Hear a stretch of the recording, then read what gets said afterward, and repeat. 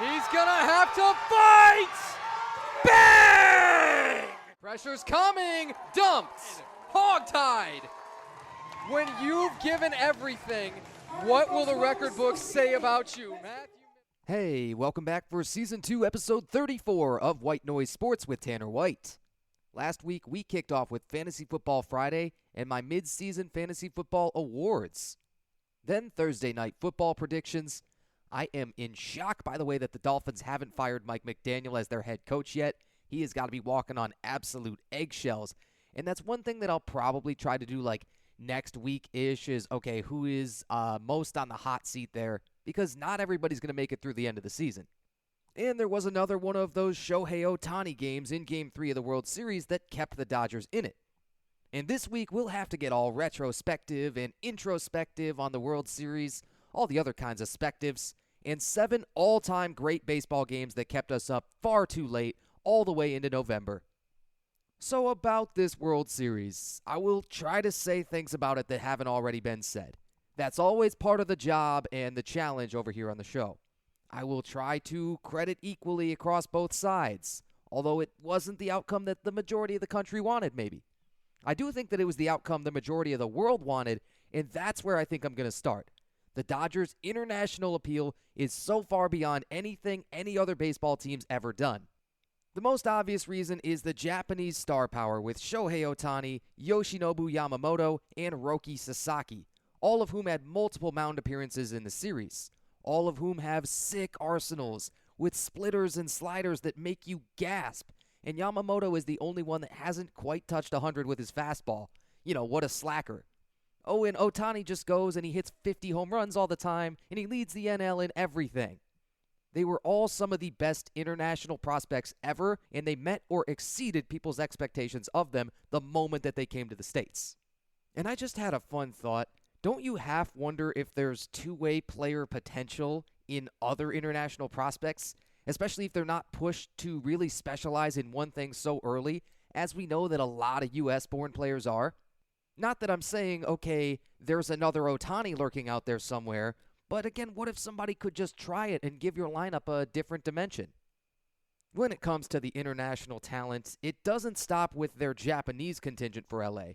Teoscar Hernandez could hit cleanup for a lot of really good teams. He had 4 hits in Game 3, and he's one of the steadiest bats in the league. He's from the Dominican Republic. Cuban Andy Pages was quietly one of the better offensive center fielders in the game with 27 home runs and 86 RBI. Kike Hernandez is from Puerto Rico. He's one of the biggest fan favorites and the most likable players in the league and the Dodgers' best utility defender. Edgardo Enriquez in their bullpen from Venezuela. Scoreless innings in Game 3 and Game 5. The Blue Jays have international players of their own, with Vlad Guerrero Jr. being sort of the honorary king of Canada, but no one's going about scouting and roster building the same way that the Dodgers are in the international scene, and it's built them back-to-back World Series teams. They're the first team to do that since, remember, the Yankees three-peat from 98 to 2000. It is so utterly hard in the MLB, even without salary cap, to do that. The MVP of the series did not end up being Shohei Ohtani, as much as it looked like at times he was going to be a lock. Look, he already had his NLCS MVP and his 3 soon-to-be 4 regular season MVPs and all the other records for everything. I was happy that he didn't just defaultly win it, but how did Yoshinobu Yamamoto pull this off? He's a starter, and he had never thrown out of the bullpen before in the States. The Dodgers' other starters in the series were huge names. Blake Snell, 2 Cy Youngs. Clayton Kershaw, 3. Ohtani and Tyler Glasnow. They're both good enough to win one, if they have enough starts and stay healthy and throw enough innings. But every one of them and everyone that threw for Toronto stunk it up in comparison to Yamamoto. His total line from the series goes 3 appearances, 2 starts, 17 and 2/3 innings, 10 hits, but only 2 runs, 2 walks, 15 strikeouts, and a 3-0 record. Whatever you think is the best single postseason series of all time, no matter what round, he's on par with it. Yamamoto already had the complete game under his belt from the LCS against Milwaukee. Then he pulls the same trick in Game 2 of the World Series, utterly saving the bullpen for Game 3. And as we all know, that would go on to be the second longest World Series game of all time by time, and tied for the longest by innings at 18.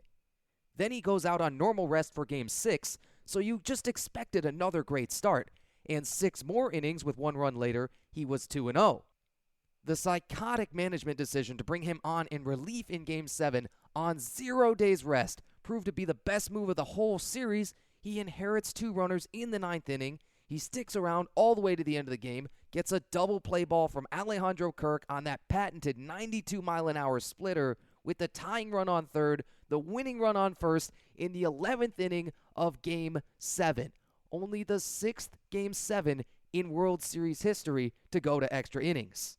Not a save, but one of the all-time most clutch relief outings to nail down his World Series MVP.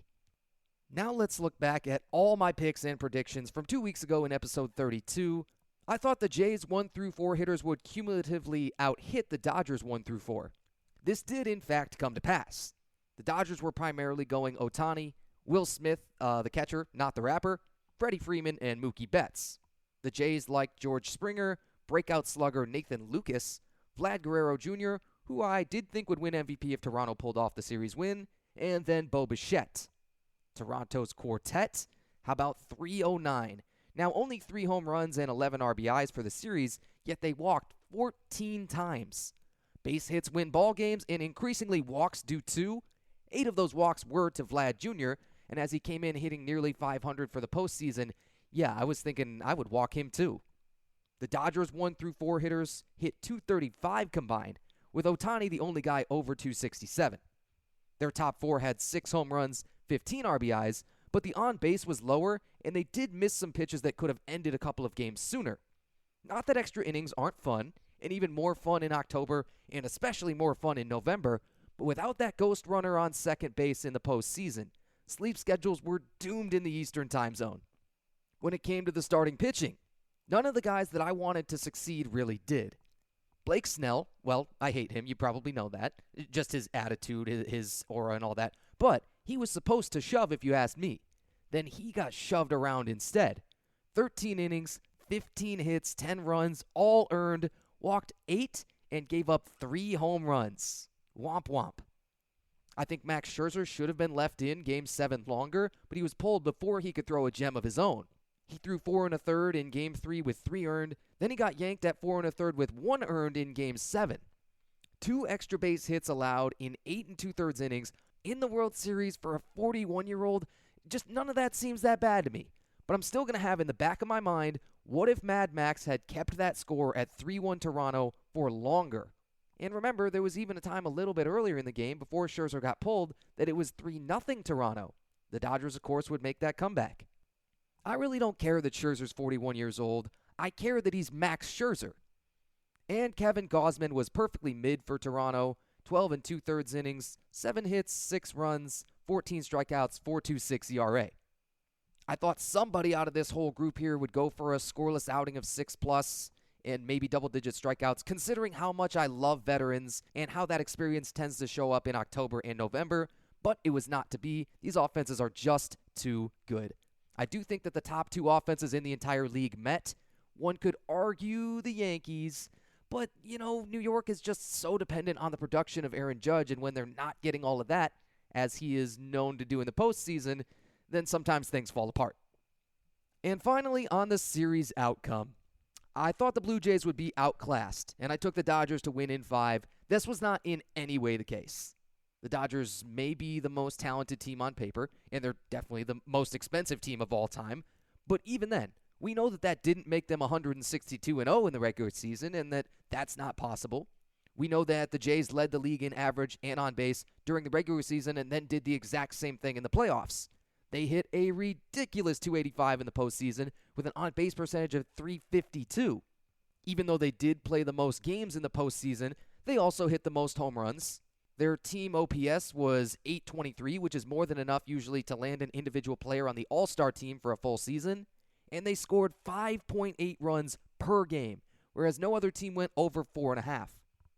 All of that suggests that Toronto should have run away with the title, arguably even with a sweep, but all of those titanic team efforts weren't enough in what was probably the closest, tightest World Series ever played. You hate to react and let recency bias win, but 18 and 11 inning games? The second most innings ever played in a full World Series with 74. That's one behind the record set in 1912.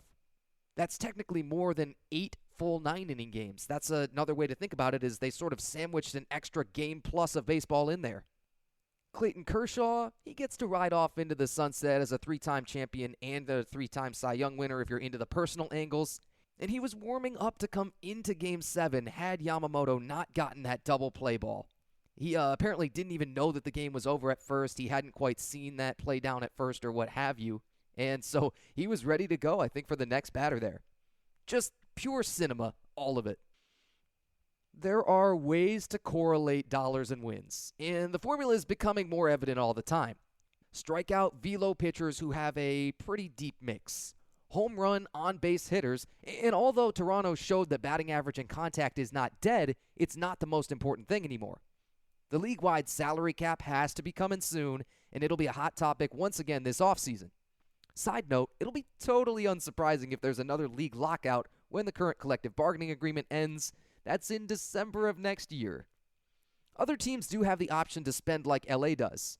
The pool of international talent, especially of players that are already dominant in their home countries and in their physical primes from the ages of, let's say, 24 to 30, that's bigger than ever.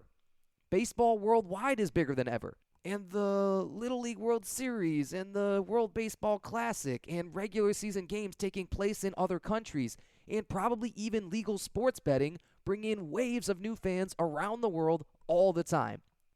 We watched the most diverse, most international series the league has ever seen, and the team that embraced it further tore through everybody and won back-to-back World Series championships.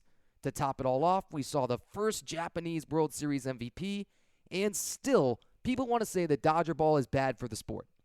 And maybe I was one of those people early on in the off-season when you started to see the kinds of numbers that were being thrown around or this and that. You thought, I don't know if all this sits well with me. But now, zoom out. I don't like them personally. I was not rooting for them per se, but I can acknowledge one of the most special MLB seasons ever when I see one. Congrats again to the back-to-back champion LA Dodgers. The winter is coming up, and there will be tons of free agent and trade talks and things when we get there, and I do like to cover some of that for an episode or two when it becomes real necessary. Tarek Skubal is, of course, the biggest name out there in trade talks, and some other big stars, of course, are going to move, and some other international stars will be signed, but we'll cross that bridge when we get there. For now, that concludes the 2025 MLB season. I am not going to do Thursday Night Football predictions this week as I didn't even get the time to put all the thoughts on paper before the game started. Lots of work and school stuff going on, and I just had to make some sacrifices. So I have watched the game already, and I will briefly speak on that disaster class and yearn for Thursday night games gone by. So it was the Broncos and Raiders, which was not a great on-paper matchup. You kind of had a feeling that, okay, this could be a little bit ugly. And then the Raiders offense gave up 5 sacks in the first half, and it didn't get much better in the second half. And at one point, they had a streak of 7 straight drives without a single first down. That was the longest streak in the league this year. And look, I know Denver is one of the best defenses in the league. I always say that. And they still have an argument as the very best, even without Pat Surtain at corner. But it's as if the Raiders are trying actively to see how few defensive linemen they could effectively block on any given play. It looked like what we come to expect from mid-season Thursday night football games of last year, and it was just depressing for quite a while. There were 3 more total penalties than first downs across the entire first half combined, so it wasn't even lopsided. Denver got the whole Bo Nix experience, which I'm quoting from Ryan Fitzpatrick analyzing it at halftime. He is a super underrated analyst, by the way, and I actually wouldn't mind Fitz getting up off the sideline and into the booth sometime. A lot of guys that have done that recently are fantastic. J.J. Watt gets to work with Ian Eagle, and I think he's one of the best right now. I digress, but that would be a fun thought. Back to Bo Nix. Basically, he will do the chicken with his head cut off routine under pressure, often. He'll get happy feet. He'll force throws into ridiculous windows even when he's not pressured, and he'll stare down receivers too much. I've started to see some memes calling him Mo Picks, and I fear that that name is going to stick no matter what his numbers are like because of how low his lows are. The thing is, he also has absurd talent. When he's on the run, you do have to play his legs. He's run for over 200 yards and 3 touchdowns, but he threw 1 touchdown pass to Troy Franklin on the run in the red zone, and you saw the Raiders linebackers get all caught up trying to pull him up in the run, and then he hit one 44-yard chunk to Pat Bryant, who I had literally never heard of, with another rollout to his right and a dime. Nix has a notoriously quick release, one that even I can see, and I often note how little I actually know about QB mechanics. That worked so perfectly in the Oregon offense in college, and it led him to complete over 77% of his passes his last year, and then 66% in his rookie year in the NFL. It's in his DNA to get it out quick, and yet it cost him on Thursday when he went for the old four-seam fastball a little bit early, and it bounced off of Troy Franklin for an interception in the fourth quarter with a little bit over 7 minutes left and a 3-point lead. Then Vegas would very predictably miss a field goal that would have tied it at, wait for it, 10, and Denver would run out the clock with J.K. Dobbins against a gassed defense. So I guess because it's totally Nix's team and his franchise, they're going to take the good with the bad indefinitely. He will short-arm intermediate throws. He will overthrow deep balls. And I just saw a chart on a social post that I'll link in the description. It says that Nix has left more passing yards out on the field than any other quarterback.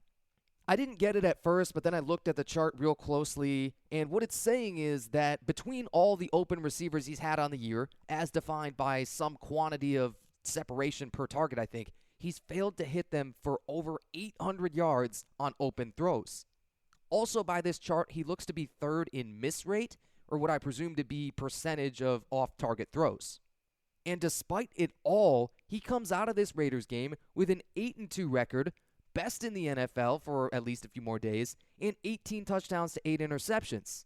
He has the belief of the team. He has a great running back duo with J.K. Dobbins and R.J. Harvey to take heat off of him, and he has Sean Payton, one of the greatest offensive-minded head coaches the league's ever seen.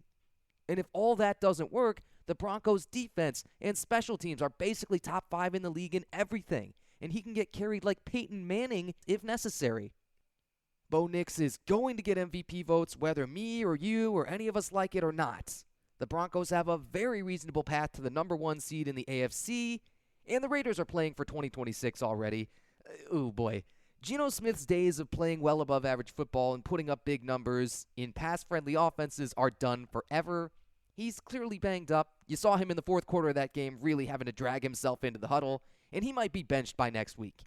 It was a 10-7 Thursday night quote-unquote football game, and I hope that we don't get another one of these the rest of the year. No thank you. And that's Season 2, Episode 34. One more time, I'll remind you to tune in this Saturday to watch the Powerlifting America West Michigan Classic 2. The live stream should go on at around 8:45, and the lifting should start at 9 a.m. sharp. I'm happy I don't have to compete in this one, but I do think I've picked out my next meet to compete in. It won't be for a number of months, but I'll make that announcement when it comes closer.